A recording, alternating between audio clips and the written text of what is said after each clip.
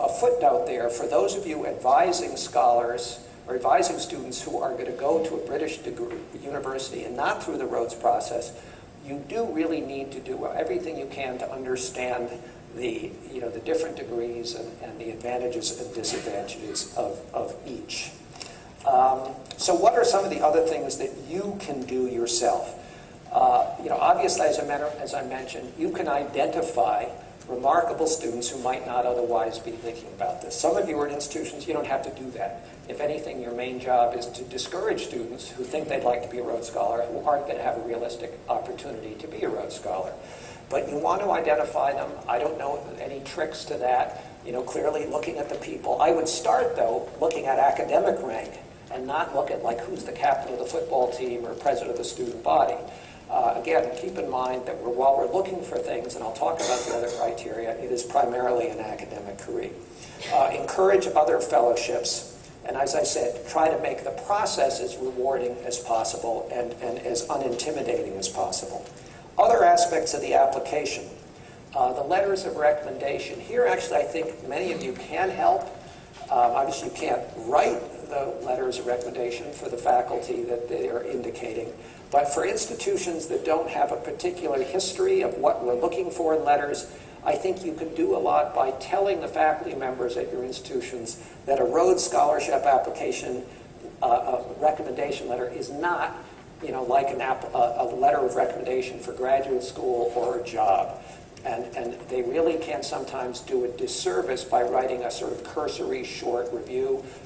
Mary got an A in my class and was cheerful, and that's not going to help.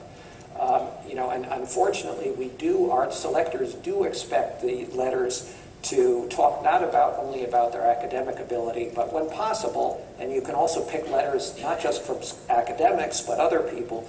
We want that well-rounded picture of the people.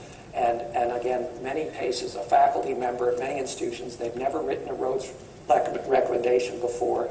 I think you can help there a lot. The essay. Here I have to confess,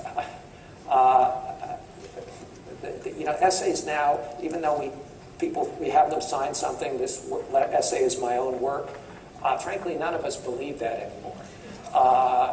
And our sense is that most essays are edited and re-edited dozens of times by 20 people, and I think usually maybe the second draft is going to be a lot better than the 100th draft. It's still important. But frankly, I don't think it's as important as it used to be because we, frankly, don't believe it's the person's own work. It sometimes is, but we don't know. If it's very poorly written, it's obviously going to disqualify. And if it's beautifully written, it's probably going to help. But I wouldn't labor too long over that. Although, again, it is going to be, one of the things you're doing is the people who are reviewing the applications are trying to decide from a roughly group of 60 or 70 which dozen or 15 are we going to interview. So all of these things have an influence and are important. But I see some institutions going through dozens and dozens of drafts of the essay, and I think frankly it's a waste of time. The interview, for those lucky enough to be shortlisted, is incredibly important. There is no getting around that.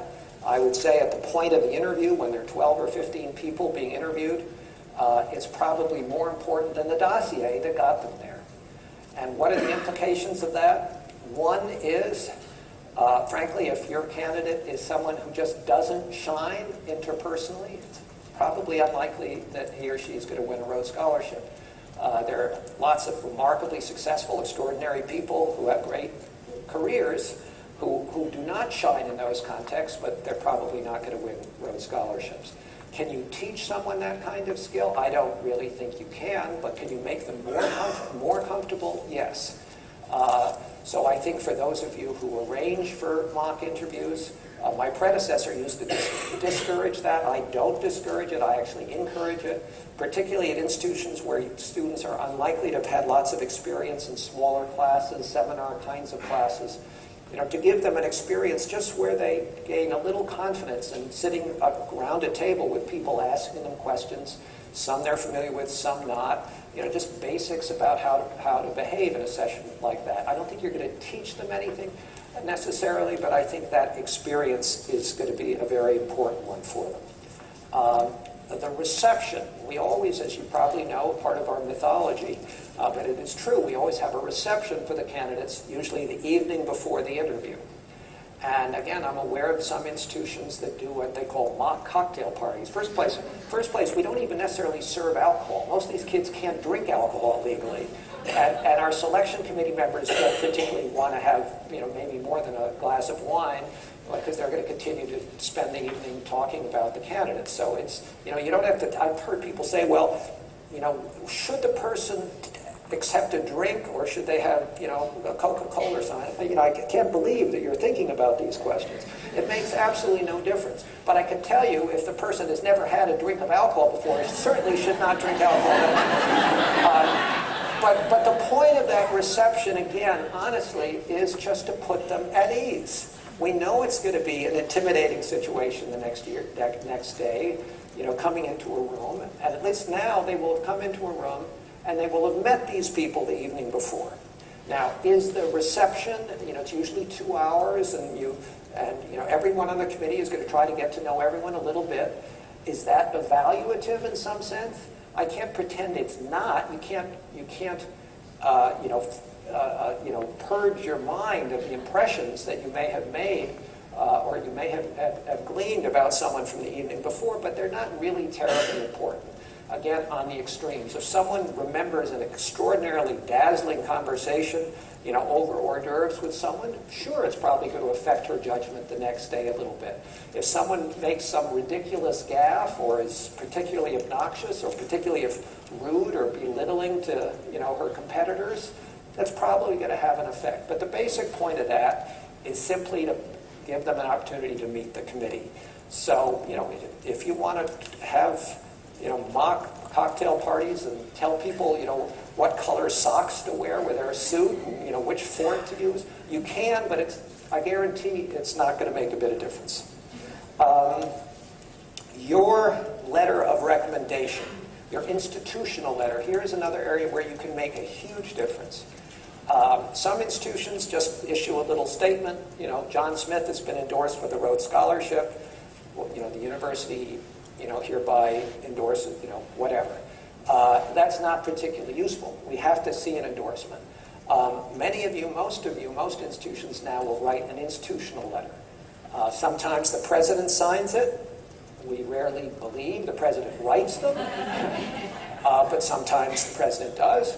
Doesn't matter if the president signs it. In my view, the dean signs it or whoever signs it. But that letter is important, because it can give the overall impression of that candidate. And you can sort of, it's not particularly useful just to take excerpts from all the other letters, because we have the other letters. But if you can describe that candidate in a way that will give the committee an idea of his or her strengths overall, and give us a little more sense of the person's character and involvement in the community, that can be very important. So that's another area where I think your contribution can be enormously important. Back just to the interview, and if you do a mock interview, my sense from, just anecdotally, from talking to people about, I'm going to run out of time without questions, although I'm almost done, is that the mock interviews often are much tougher, the ones you do, than the ones we do. And I don't know if that's a good thing or a bad thing, but keep in mind again that the purpose of the interview primarily is to bring out the candidate's strength. Almost invariably, the first few questions are going to be taken directly out of the essay. And that's actually an area where the essay is important, regardless of how it's written or who by. If the person writes about, an essay about Chaucer, the likelihood is there's going to be a first question about Chaucer. So the questions are fair. And the questions that aren't of general, that aren't to that person's particular background, are going to be reasonable ones. And if they don't know the answer, they should admit they don't know the answer. We don't try to embarrass people. And, certain subjects are obviously likely to be taboo, religion and politics. On the other hand, if someone writes an essay about her views about abortion, there could be a question about abortion. But if someone is, obvious from her record, an evangelical Christian, no one's going to embarrass that person with a question that would be awkward. Let me see if there's anything I want to mention before I have a minute for some questions.